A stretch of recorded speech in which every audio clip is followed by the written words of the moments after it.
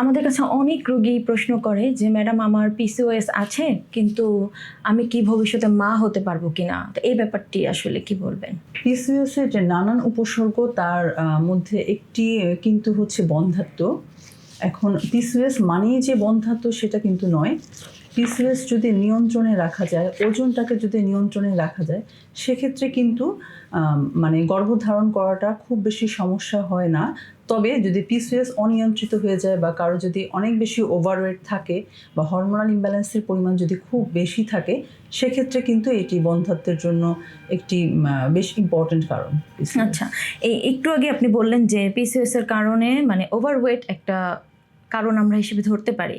তো এই ক্ষেত্রে কি যদি আমাদের ওয়েট ওভার হয় তাহলে কি আমরা ডায়েট করা আমাদের প্রয়োজন, নাকি শুধু ওষুধটা খেলেই মেনটেন করলে আমাদের হচ্ছে?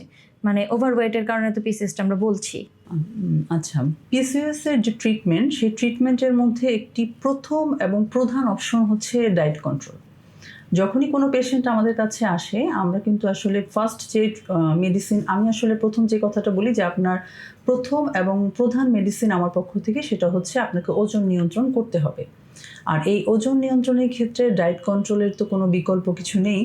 তাদেরকে অবশ্যই ডায়েট কন্ট্রোল করতে হবে, তাদেরকে ওজনটাকে নিয়ন্ত্রণে আনতে হবে। এবং এই আমরা সাধারণত বলি যে তার যে ওভারওয়েট যারা আছে পিসিওএস পেশেন্ট, এই ওভারওয়েট পেশেন্টদের ক্ষেত্রে বলি আপনাদের মিনিমাম 5 to 10% যদি আপনারা ওয়েট কমান, তাহলে দেখা যায় মেডিসিন ছাড়াই কিন্তু আপনার এই উপসর্গগুলি অনেকাংশেই কন্ট্রোল হয়ে যাবে।